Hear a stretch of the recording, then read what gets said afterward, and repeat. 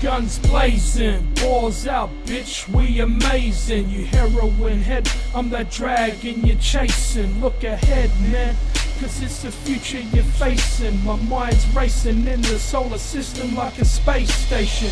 I'm stepping out of my boundaries now. I'm no gangster, but my head is still above them clouds. Am I worthy of some credit? Let it be, it's just me living out my fantasy as the world's best MC. When you feel like you're the greatest but you're stuck being underrated, you wanna slit throats cause the kings are outdated. When your skills exceed the next man, you're hated. Rappers rhyme with the mask, motherfuckers masqueraded.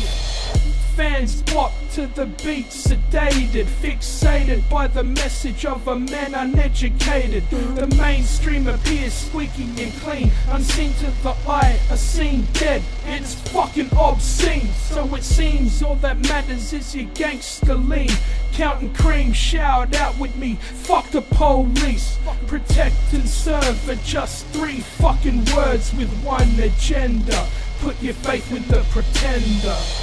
Rebels on the rise, a sign of the times. They don't like the fact we're using our minds in this rhyme revolution, suffocating on pollution. My team are the fucking solution. Prove your worth, cause your rhymes are just words. Riddles for the simple, kicking cunts to the curb.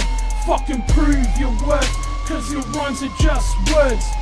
These mainstream motherfuckers got nerve.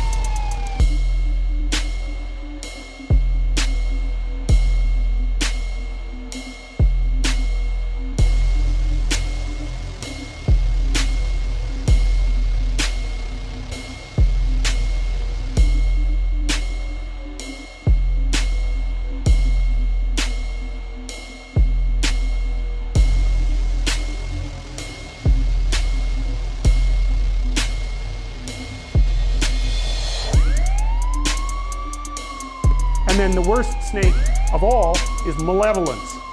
And I think that's technically correct, because one of the things that you view, for example, when you're looking at post-traumatic stress disorder, is that it's almost always the case that someone who suffers from post-traumatic stress disorder, which you might think of as a real life reincarnation of the fall, is that people encounter something malevolent and it breaks them, because it's the worst thing to understand. It's like suffering is one thing, man, that's bad enough. Vulnerability and suffering, that's bad enough. But to encounter someone who wishes that upon you and will work to bring it about, that's a whole different category of horrible. Especially when it also reflects something back to you about yourself. Because if someone else can do that to you, and they're human, that means that you partake of the same essence. Strangely enough, that's actually the cure to some degree to post-traumatic stress disorder. Is that, like, if you've been victimized, you're naive and you've been victimized, the way out of that is to no longer be naive and to no longer be victimized. And that means that you see this reflected in the Harry Potter idea, for example, that the reason that Harry Potter can withstand Voldemort is because he's got a piece of him, right? He's been touched by it. And the way that you keep the psychopaths at bay is to develop the inner psychopath so that you know one when you see one. Right, and then, but that's a voluntary thing. It's like a set of tools that you have at your disposal, which is full knowledge of evil. And that does, Nietzsche said, if you look into an abyss for too long, you risk having the abyss gaze back into you, right? The idea is that if you look at something monstrous, you have a tendency to turn into a monster. And people are often very afraid of looking at monstrous things exactly for that reason.